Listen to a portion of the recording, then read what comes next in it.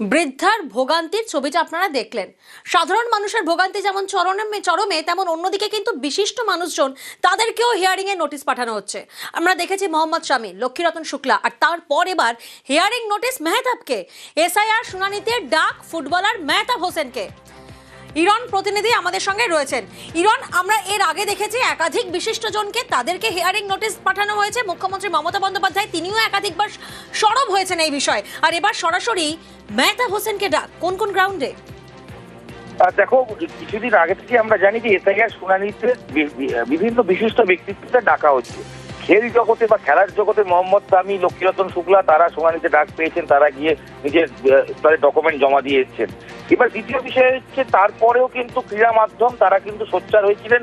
প্রাক্তন খেলোয়াড়রা তারা দাবি তুলেছেন যে যারা দেশকে সার্ভিস দিয়েছে, দেশের হয়ে দীর্ঘদিন খেলেছে, তাদেরকে এইভাবে শুনানির নামে ডেকে পাঠিয়ে হেনস্থা করা হচ্ছে কেন।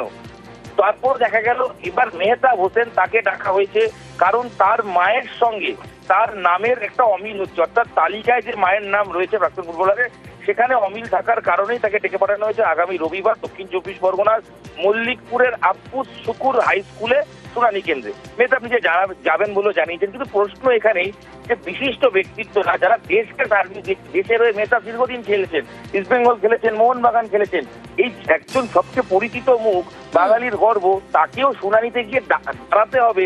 এখানেই কিন্তু সোচ্চার হচ্ছেন খেল জগৎ থেকে। তাদের বক্তব্য, যদি শুনানিও হয় সেক্ষেত্রে তাদের কাছে পৌঁছে কেন ব্যাপারটাকে সর্ট আউট করা হচ্ছে না। একেবারে ইরন, আমরা দেখেছি ক্রীড়া জগৎ এই নিয়ে সোচ্চারও হয়েছিলেন। আর এবার নজর রাখা যাক দেগঙ্গার দিকে। দেগঙ্গায় সেখানে এসআইআর হিয়ারিং সেন্টারে রীতিমতো উত্তেজনা। কেন এই উত্তেজনা? আগে ছবিটা দেখাই আপনাদেরকে। দেগঙ্গার এসআইআর হিয়ারিং সেন্টার, সেখানে ইআরও স্ট্যাম্প দিচ্ছেন না, এমনটাই অভিযোগ। বন্ধ হিয়ারিং তার জেরে, অর্থাৎ যে নথি জমা নিচ্ছেন তারপরে যে রিসিপ্ট কপি, সেই রিসিপ্ট কপিতে স্ট্যাম্প না দেওয়ার অভিযোগ করা হচ্ছে। আর তারপরেই শুরু হয়েছে বিক্ষোভ। বন্ধ রয়েছে হিয়ারিং। স্ট্যাম্প আনতে ভুলে গিয়েছেন নাকি ইআরও? জিয়াউল প্রতিনিধি আমাদের সঙ্গে রয়েছেন।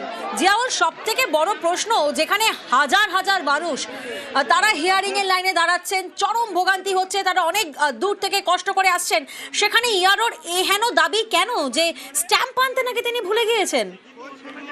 দেখো, দেগঙ্গা অর্থাৎ যে হিয়ারিং সেন্টার, সেখানে প্রায় 70,000 মানুষের হিয়ারিং এ ডাকা হচ্ছে। তার মধ্যে ইতিমধ্যেই কিন্তু প্রায় একদিনে 12,000 মানুষকে হিয়ারিং এ ডাকা হচ্ছে। কিন্তু অনেক মানুষ ভোর থেকে কিন্তু এই লম্বা লাইন দিয়েছেন। কিন্তু দেখা যাচ্ছে যে চাঞ্চল্যকর অভিযোগটা উঠছে, ইআরও তিনি কোনো স্ট্যাম্প নিয়ে আসেনি। অর্থাৎ যাদের হিয়ারিং সেন্টারে হিয়ারিং হচ্ছে তাদেরকে শুধুমাত্র রিসিপ্ট কপি দেওয়া হচ্ছে, কোনো ইআরও বা ইআরও সিগনেচার বা ইআরও স্ট্যাম্প দেওয়া হচ্ছে না। আর জানি এলাকার মানুষ ফেটে পড়ে, এবং তাদের একটাই দাবি যে ভোর থেকে লম্বা লাইন দেওয়ার পরেও কেন ইআরও এই ধরনের একটা কাজ করলেন, অর্থাৎ তিনি নাকি এই স্ট্যাম্প আনতে ভুলে গেছেন। ফলে এলাকার মানুষ বিক্ষোভ দেখায়। ঘটনাস্থলে দেগঙ্গা থানা পুলিশ গিয়ে অবস্থা নিয়ন্ত্রণ আনে। প্রায় 2 ঘন্টা পর আবার নতুন করে যারা বিক্ষোভ দেখাচ্ছেন, মানে তাদের মধ্যে তাহলে কি এই আশঙ্কাটা দানা বেঁধেছে বা এই আতঙ্কটা রয়েছে যে তারা নথি জমা দিয়েছেন, কিন্তু পরবর্তীকালে কমিশনের তরফ থেকে দাবি করা হতে পারে যে নথি জমা পড়েনি, তার মানে সেই আতঙ্ক, সেই আশঙ্কা তাদের মধ্যে রয়েছে?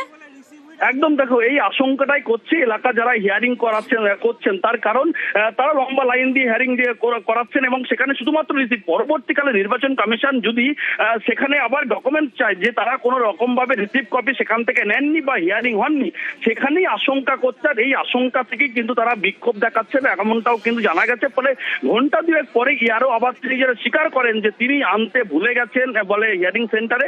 ফলে পরবর্তীকালে তিনি হিয়ারিং স্ট্যাম্প আনার পরে আবার নতুন করে প্রায় 2 ঘন্টা পরে কিন্তু আবার হিয়ারিং সেখানে শুরু হয়। কিন্তু যেভাবে মানুষের মধ্যে একটা আতঙ্ক সৃষ্টি হয়েছিল, ফলে একটা উত্তেজনা পরিবেশ তৈরি হয়। পরবর্তীকালে পুলিশ এসে অবস্থা নিয়ন্ত্রণে আনে। বেশ, আমাদের এই লাইনে ইউরোরা সই দিচ্ছে না বা স্ট্যাম্পও দিচ্ছে না, ট্রেন একটা করে লিখে ছেড়ে দিচ্ছে, এগুলো ঠিক করছে না। তো ইউরো সই করছে না, স্ট্যাম্প মারছে না, তো স্ট্যাম্প মারছে না, সইও করছে না, বলছে আমাদের নেই। দেখলেন আপনারা, ইআরও তিনি নাকি স্ট্যাম্প আনতে ভুলে গেছেন, যেখানে হাজার হাজার মানুষ লাইনে দাঁড়িয়ে রয়েছে। হয়রানির ছবি দিকে দিকে। বনগাঁয় সেখানে আবার হিয়ারিং এ চরম হয়রানি। কেন? কারণ বেলা 12টা পর্যন্ত শুরুই হয়নি হিয়ারিং।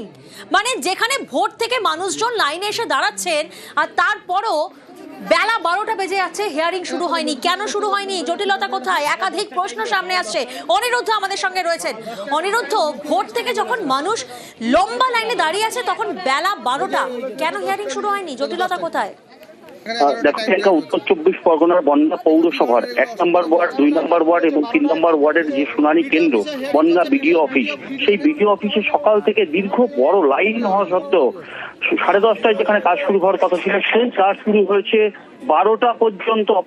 অপেক্ষা করেছে যারা শুনানিতে এসেছে, তারা দীর্ঘক্ষণ লাইনে দাঁড়িয়ে রয়েছে, তাও শুনানির কাজ শুরু হয়নি। কারণ যিনি মাইক্রো অবজারভার আছেন, সেই মাইক্রো অবজারভার না আসার কারণে এই শুনানি 12টার পরে গিয়ে 12:15 নাগাদ শুনানি শুরু হয়। এই দীর্ঘক্ষণ সাধারণ মানুষ লাইনে দাঁড়িয়ে থেকে তারা হয়রানির অভিযোগ তুলেছে যে একেতেই শুনানিতে ডাকা হচ্ছে, অনেকক্ষণ লাইনে দাঁড়িয়ে থাকা সত্ত্বেও কাজ শুরু হয়নি, দীর্ঘক্ষণ তারা লাইনে দাঁড়িয়ে রয়েছেন। সেখানে অনেক বয়স্ক ব্যক্তিও ছিলেন, যারা দীর্ঘক্ষণ লাইনে দাঁড়ানো সত্ত্বেও 12টার সময় কাজ শুরু হয়নি। পরবর্তীতে 12:15-তে মাইক্রো অবজারভার এলে তারপরে কাজ শুরু হয় এবং রীতিমতন সাধারণ মানুষ কিন্তু হয়রানির অভিযোগ তুলেছে। একেবারে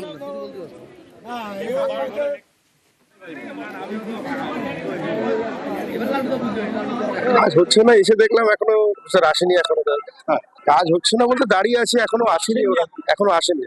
এখনো তো আসেনি, ম্যাডাম হোক স্যারও তো একটা আসেনি। যেটা মানুষের কাজের সময় দাম আছে, সবাই কাজ কামাই করে দিয়ে এসেছে, সংসারেরও কাজ থাকে, পার্সোনাল ভাবেও কাজ থাকে, এগুলো একটু উনারও আসা উচিত ছিল তাড়াতাড়ি।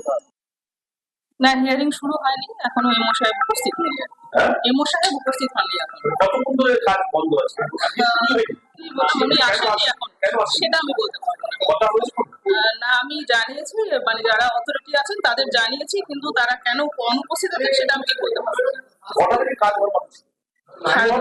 10:30 বাজে কটা? 11:50 বাজে। ঘাটাল থেকে ছবিটা দেখানো আপনাদেরকে শুরু করেছি। ঘাটাল, মুর্শিদাবাদ, বনগাঁ, দেগঙ্গা বিভিন্ন জায়গা থেকে হয়রানির ছবিটা আপনারা দেখলেন। এসআইআর এর হিয়ারিং এর হয়রানি। এসআইআর এ মমতা বন্দ্যোপাধ্যায়ের সুর সপ্তমে, বুধবার সুর চড়ালেন সিঙ্গুর থেকে, সোমবার যাচ্ছেন দিল্লিতে নির্বাচন কমিশনের অফিসে। এসআইআর এর নামে চক্রান্ত করে নাম কাটছেন, কেন মানুষের প্রতি বিশ্বাস নেই? বুধবার এসআইআর নিয়ে সুর চড়ালেন সিঙ্গুর থেকে, আন্দোলনের ঝাঁঝ বাড়াতে সোমবার একেবারে দিল্লিতে। 2রা ফেব্রুয়ারি দিল্লিতে নির্বাচন কমিশনের অফিসে যাবেন মমতা বন্দ্যোপাধ্যায়, সঙ্গে নিয়ে যাবেন আরো 15 জনকে। পশ্চিমবঙ্গে এসআইআর আতঙ্কে মৃত্যুর অভিযোগ করেছে এমন কয়েকটি পরিবারের সদস্য মমতা বন্দ্যোপাধ্যায়ের সঙ্গে দিল্লি যেতে পারেন। আগামী সপ্তাহে দিল্লি, তার আগে দিন সিঙ্গুরের সভা থেকে সুর সপ্তমে। এসআইআর এর নামে চক্রান্ত করে নাম কাটছেন, কেন মানুষের প্রতি বিশ্বাস নেই? এত মানুষের মৃতদেহের ওপর জবাব দিতে হবে, কে দায়ী? এবং দিল্লি যাওয়ার আগে সিঙ্গুরের মাটি ছুঁয়ে গেলাম। অনেক হিন্দুও মারা গেছে, হিন্দু করে হিন্দুদের হত্যা করছেন। বুধবার সুপ্রিম কোর্টে তামিলনাড়ুর এসআইআর শুনানিতে বাংলার প্রসঙ্গ ওঠে। প্রধান বিচারপতির বেঞ্চে শুনানি চলাকালীন আইনজীবী কপিল সিব্বল সওয়াল করার সময় বলেন, এসআইআর এ আপত্তি এবং দাবি জানানোর শেষ দিন 30শে জানুয়ারি। দিনে 9 লক্ষ মানুষের শুনানি করতে হবে। এখনো পর্যন্ত পশ্চিমবঙ্গে মাত্র 1 লক্ষ ভোটারের শুনানি হয়েছে। কিভাবে কাজ শেষ হবে? আমাদের আরো কিছু আবেদন রয়েছে। প্রধান বিচারপতি সূর্যকান্ত বলেন, পশ্চিমবঙ্গের জন্য নির্দেশিকা জারি করা হয়েছে। নির্বাচন কমিশনের আইনজীবী রাকেশ দ্বিবেদী বলেন, বারবার আবেদন দাখিল করে সময় নিতে চাইছে।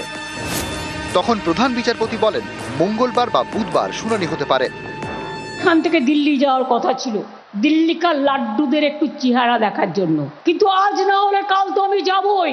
দরকার হলে আমিও কোর্টে গিয়ে দাঁড়াবো, যদি পারমিশন পাই আমিও মানুষের জন্য লড়াই করব। আইনজীবী হয়ে নয়, একজন সাধারণ মানুষ হিসেবে আমার কাছে সব ডকুমেন্ট আছে। কাউকে ডিটেনশন ক্যাম্পে পাঠাতে আমরা দেব না, কোন এনআরসি এখানে হবে না। ডাকছে ডাকুক না, ঔদ্ধত্য দেখাচ্ছে, এই অহংকার ভেঙে চুরমার করব। আমাকে তোমরা ঘেচু করবে, তুমি জেলে ভরো, তুমি গুলি করো, আই ডোন্ট কেয়ার। আমি সব কিছুর জন্য তৈরি। আমি জেলে গেলে তো মায়েরা জবাব দেবে, ঘরে ঘরে নাড়ু তৈরি হবে। নাড়ুর সাথে একটা শব্দ মেলাও, আমি প্রথম অক্ষর বলে দিচ্ছি, জয়কার। বাংলার মা বোনেরা জবাব দেবে। বাংলায় ঢুকতে দেব না, দেব না, দেব না।